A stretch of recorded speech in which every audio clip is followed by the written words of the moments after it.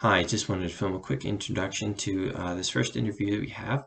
It's with Dr. Sheila Queralt, who has a PhD in, I believe, in forensic linguistics. She's a forensic linguist, and she's going to talk a little bit about the field. So what it's like and what you should be aware of if you want to get into it, or if you just want to know more about it. So without much more information, here is our interview. Okay, so first off, can you explain your field a little bit? What is forensic linguistics? Forensic linguistics is the discipline that analyzes language in the context of the law.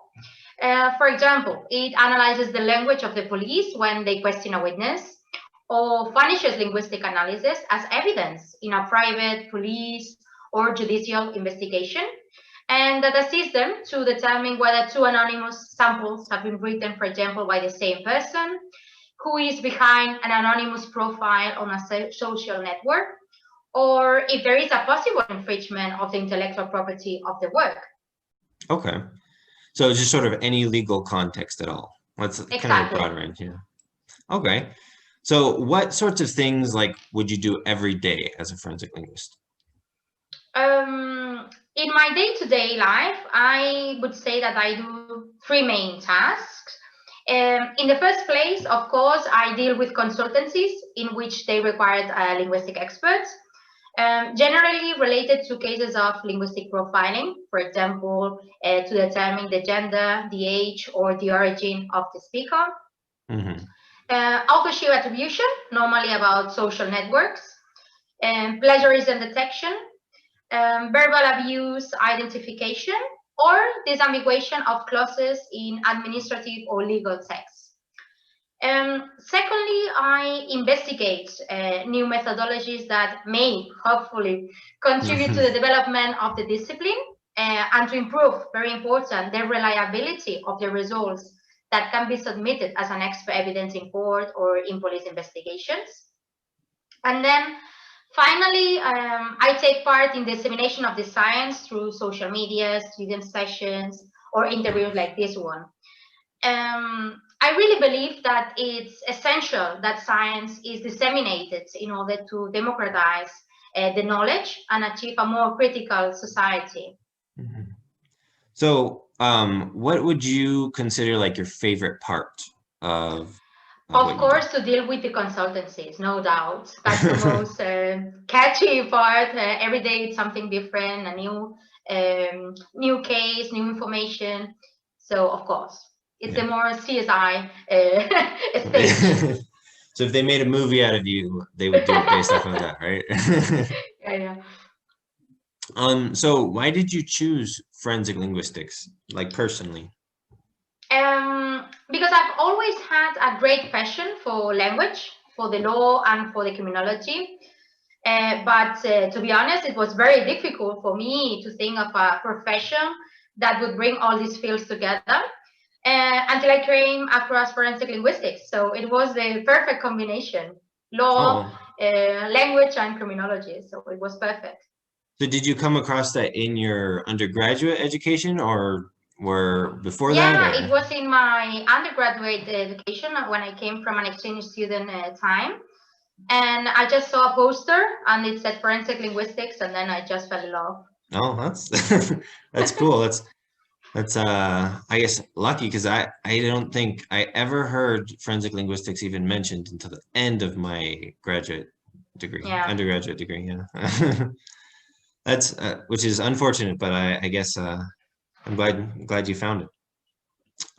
Yeah. So what would you have done differently if you had started linguistics training all over again? Would you have gone about it the same way or?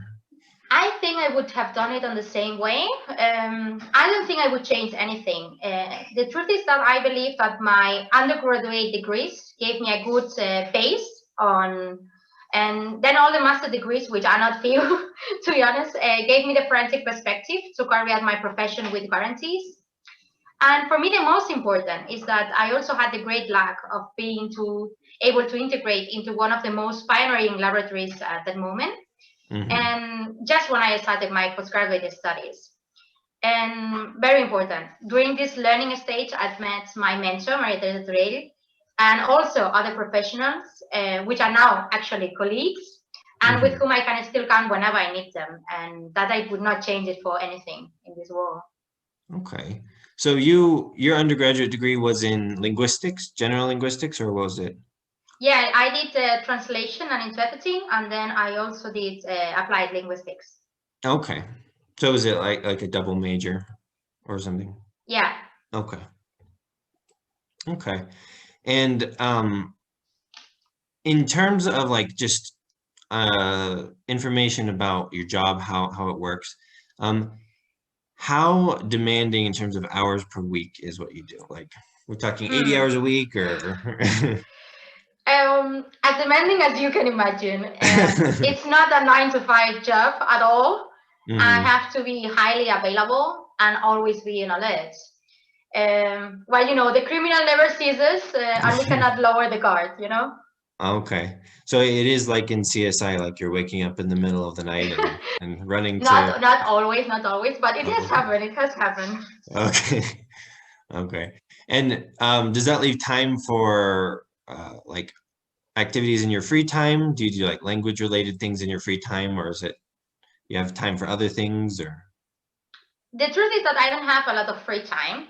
And when I do it, I try to dedicate it entirely to my family. But well, of course, I love to read books related to the analysis of language, real crimes, watching TV related to crime, you know, all this stuff. CSI, right? Yeah, of course. Do you have any other? Mindhunter. Oh, well, I have seen a little bit of Criminal Minds too, so you have good taste. What 5 skills should a forensic linguist have? If I wanted to go into forensic linguistics, what 5 skills should I get that are not directly related to linguistics? Problem solving. I will explain why. Problem solving, critical thinking, ethical behavior, attention to detail, and caution. Yeah. It is important that the researchers know how to find new ways to approach the problem. So that's why the problem solving. That is critical with the material, with the objective of his work, with the information that they provide him. Sometimes your client lies to you, so you better be critical, you know. It is very important to be ethical and objective in our work. As experts, we must tell the truth and be impartial. We cannot take sides, you know. Attention to detail is essential. Sometimes a little piece of information can be the key. And finally, you should always be cautious when attending a query, never rush, and I always value all the points. That's very important. Not only on the report that you're going to write, but also the social consequence of the report and your own consequences. Okay. That's interesting. It's not what I would have expected, but that's interesting. Oh, what did you expect? Well, so the one class I did take on forensic linguistics in the law, they really emphasized a lot of like skills like database kind of stuff, or like corpus linguistics. We did talk about ethics, so it wasn't like an ethics-free class, but it was more skills. But that's interesting that you would talk about ethics and caution. Those two, I think, particularly really interesting. Yeah, I think that's also related to the change of the conceptualization of the figure of the forensic linguist. You know, before it was seen more like an academic, and now it's starting to be seen more as a professional outside the academia as well. You know. Oh, okay. That's interesting. It's I hadn't known about that sort of dynamic in the field. But what are some of the challenges that you've faced in getting where you are in your career? For me, it was the beginning of my professional career. I always thought that I would always work in the university laboratory. That was like my chocolate fabric, you know. But they closed it. But however, like every challenge, you can also turn it into an opportunity, and that's what I did. I jumped into the professional world and I create my own private laboratory, and I cannot complain. It's working pretty well. So, and it also has its advantages. You don't have so much bureaucracy. You can take fast decisions that sometimes it's what is needed. If you're in a police investigation, you cannot just wait that the director of the center signs, then the director of the university, you know, it takes too long time. So it has its advantages to be working in a private laboratory as well. So how long have you been in a private laboratory? We opened in 2017, so Okay. 3.5, almost 4 years now. And do you think you ever would have made the jump if it hadn't been like for circumstances you were in at the moment, or? No, I don't think so. Oh. I was very happy in the university, and of course it was a fake job. You didn't have to worry, you know.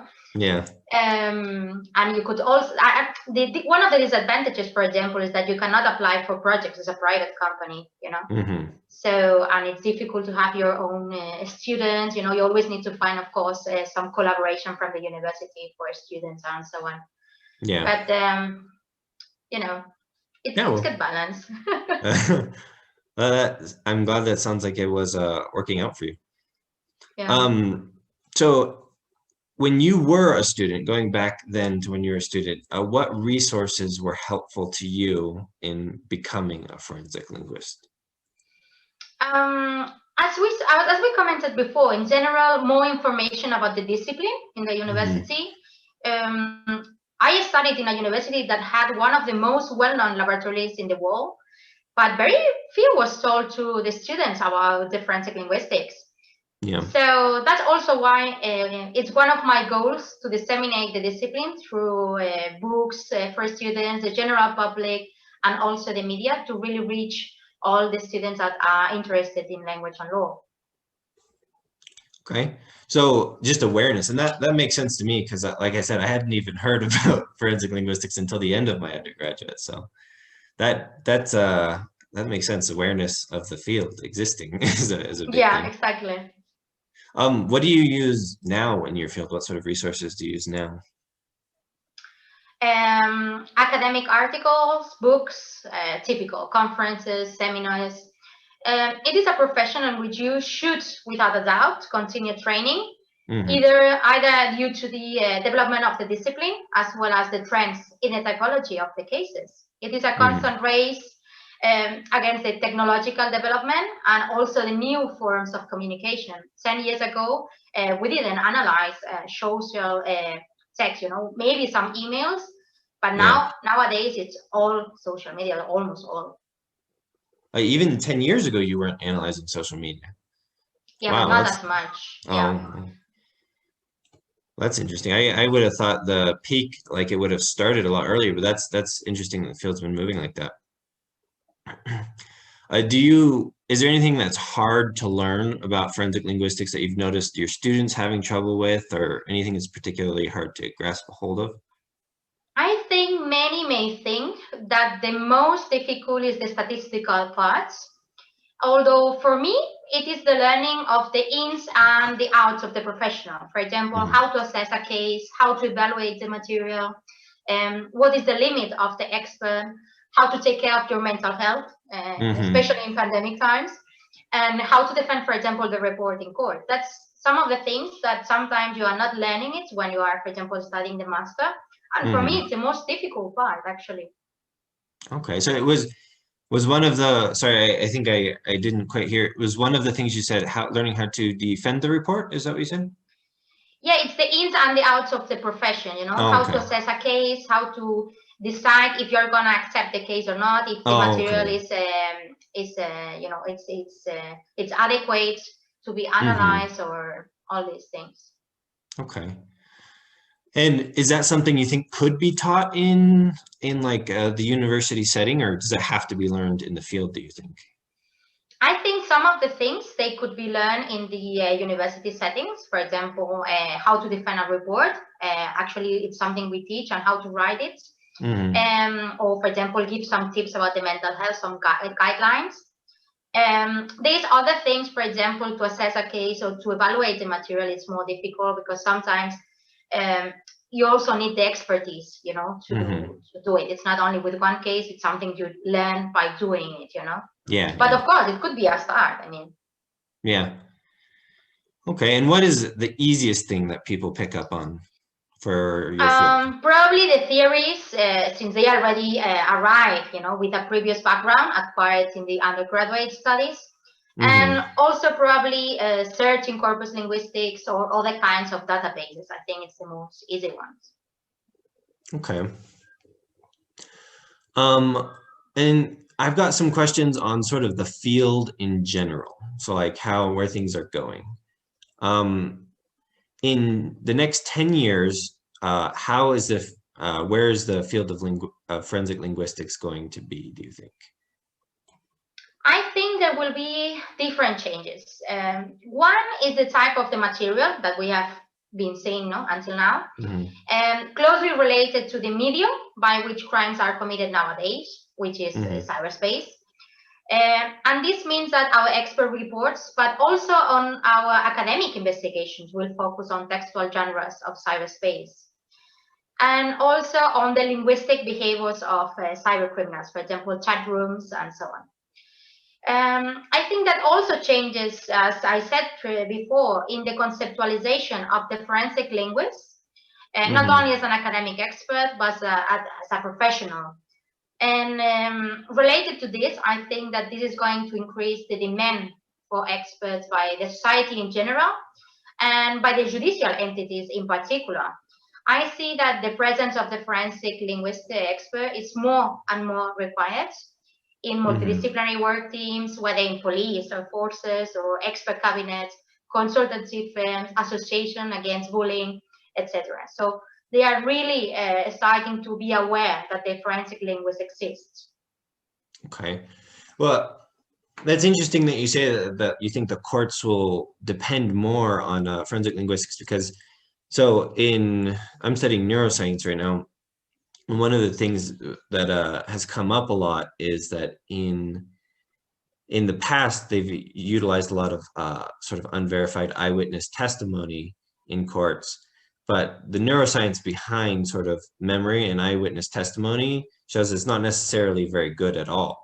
So maybe linguistics would be a way that you could sort of verify that, like give added credibility to better eyewitness testimony or something. Is that, I could just be making stuff up. I don't know. Yeah, of course, but there should always be a previous research field in the academia, on that, and then of course you can use it to bring it to the court. That's of course.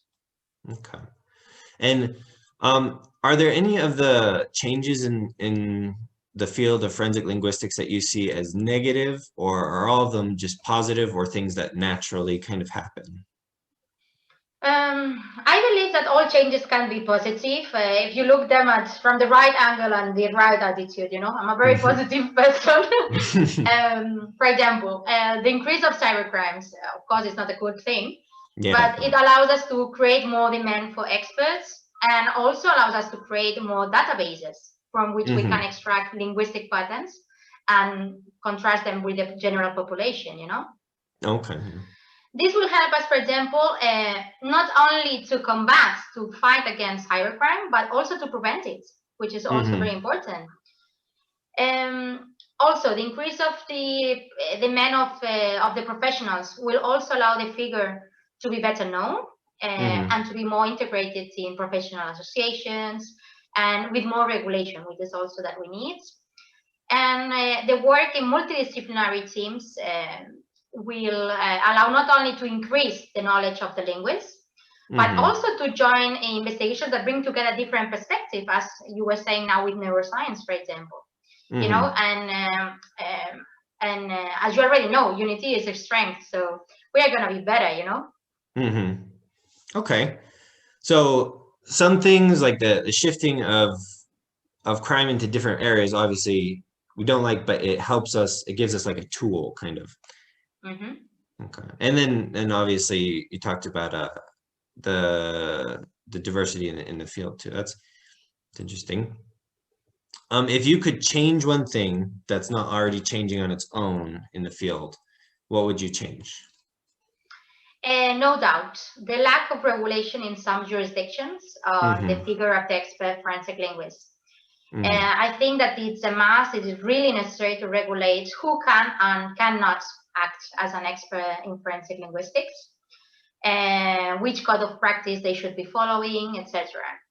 And in this way, I think professionals' interferences or malpractice, for example, could be stopped and could be minimized its direct impact on the victim, and consequently on social justice. We have been having some contra reports or reports from other experts which don't have the minimum knowledge to do those cases, and they are really reaching very how to say it, dangerous conclusions. So just they're not as I guess I could say informed in the cultural cultural ways that they should be to do their job. Is that part of the issue? For example, they don't have for example, the master in forensic linguistics. They have not read anything about forensic linguistics, and for example, they are comparing samples in total different genres, which are not possible to compare because just because of the genre, they are gonna find differences. So, but that doesn't mean that it's the same author or not. It's just you cannot compare them, for example. Okay. You know, so they just take analysis and reach conclusions without the right material, for example. Okay, and that segues really well into my next question. So, how much education, and I guess in what sort of field and subfield should a person have to start as a forensic linguist? And then, if you want to get really far ahead, how much should you have? I always say that the level of studies must be in line with the level of responsibility. In my experience, I believe that if you need to start, now you decide, okay, I want to be a forensic linguist. I believe that the most suitable profile of the forensic linguist expert should be to have a degree related to language, a master's degree in forensic linguistics that happily now we have some, and of course a doctorate in the field of the expert specialty, and not least, very important, experience in conducting investigations and previous expert reports. I mean, you cannot just finish and get your report alone, It's very important that you, in the start, you go with your mentor or someone that has already experience on reports, writing reports. So like some practical experience as well as the degree. Okay. And if if I were just getting started as a forensic linguist, or if you were giving advice to someone just getting started as a forensic linguist, what advice would you have? I would say be aware of your limits and acknowledge it without fear. Sometimes we think that if we don't know something, we are less of an expert, especially when the police ask you something, or your client or whatever. And I think it's quite the opposite. We cannot know everything, but the secret is in knowing where to find knowledge, No matter if it's a new book, no matter if it's a colleague that his expertise is on that field. But don't be afraid of saying, I don't know, but I will try to find you someone that really knows about it, Okay. And if you were giving advice to someone who's a linguist, but they don't know if they want to go into the field of forensic linguistics or not, what would you say? Come on, get into it. You're gonna really enjoy it. There's no other, this is best field of linguistics. Yeah, it's the best field. You need to get you into it. Okay. At least it's very interesting. It's not easy to get a job on it. That's true. But it's fascinating. Okay. And when you say it's not easy to get a job, does that mean, if you want a job, you got to be able to move wherever you have to go, or are you saying you might not have a job for a few years after you graduate, or both? It could happen. It depends. Yeah, it's not easy. I mean, there is not a job offer called forensic linguist, generally. But it's true that we are seeing that there is more and more people that ask for it, For example, in Brazil, there has been the police even asking for forensic linguists, in Germany as well. So we are seeing that the figure of the forensic linguist is seen, and I'm sure there will be a lot of offers in the future. Not a lot, but some offers in the future. It'd be like it's a growing field, I guess. Yeah. Okay. Well, that's all the questions I have. Thank you for your time. Do you have anything you'd like to add? Any plug you want to give to like your business or like your university or something or No, no, no, no. Thank you, thank you. No, thank you very much for the interview. It has really been a pleasure. And just come on, get all. Welcome to the fascinating world of forensic linguistics. Okay, I'll keep that in mind. Thank you very much for your time.